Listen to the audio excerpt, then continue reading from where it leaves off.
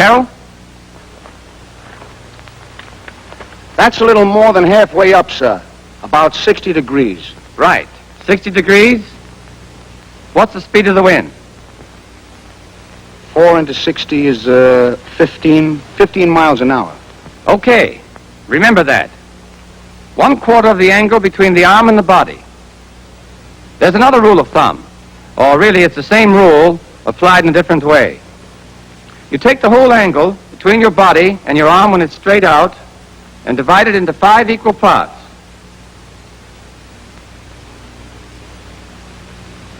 Then each of these parts represents a wind speed of 5 miles per hour. You see what I mean?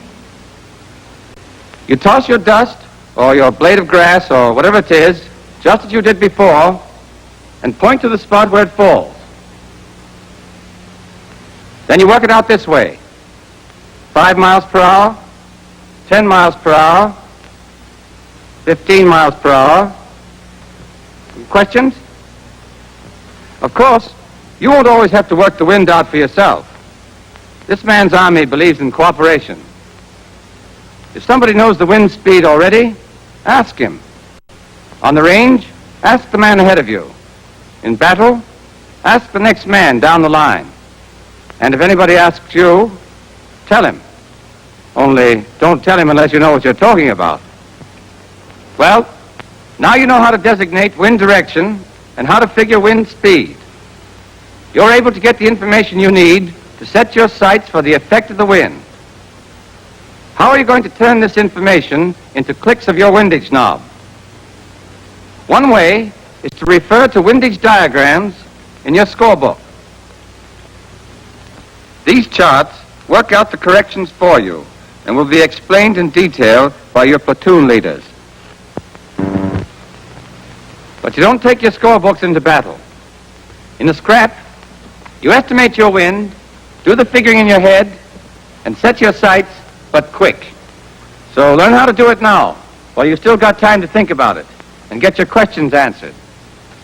Ready? Hold on to your hats. Here we go.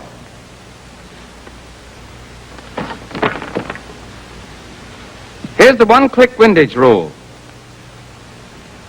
Range in hundreds of yards times wind velocity in miles per hour divided by 10 equals the number of clicks of wind allowance you've got to take for 3 and 9 o'clock winds. Now don't let that scare you. It's not as tough as it sounds. For instance, when it says the range in hundreds of yards, all it means is that you throw the 2 zeros away. When your range is 300, you'll call it a 3. 500, a 5. 200, a 2, and so on. The wind in miles per hour is what we've just been talking about. It'll turn out to be some perfectly harmless number like 8, or 12, or 18, or 20. So, relax. That whole business, the range in hundreds of yards, times the velocity of the wind in miles per hour, is going to turn out to be easier than the arithmetic you did in school when you were 10 years old. It'll be about as hard as multiplying 3 times 15. You know your range. Say it's 500 yards.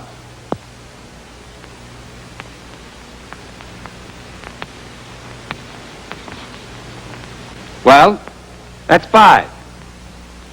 Your wind's from 3 o'clock. You estimated speed. Say 8 miles an hour. So you've got to multiply 5 times 8.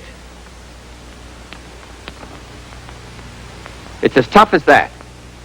5 times 8 is 40. And that's the first half of this problem. Now, we've got to divide by 10.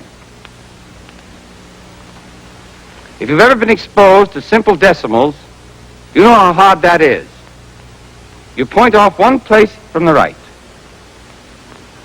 If the last digit happens to be a 0, just chuck it away. And there's your problem.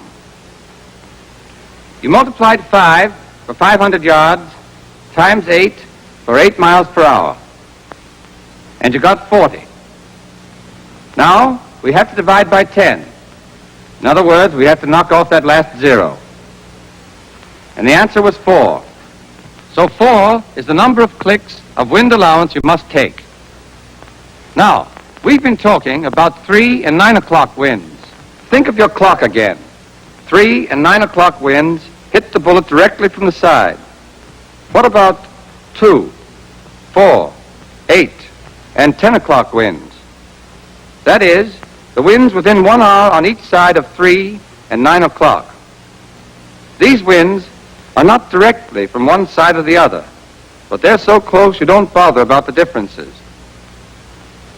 In other words, the rule holds for all winds that are generally from the side.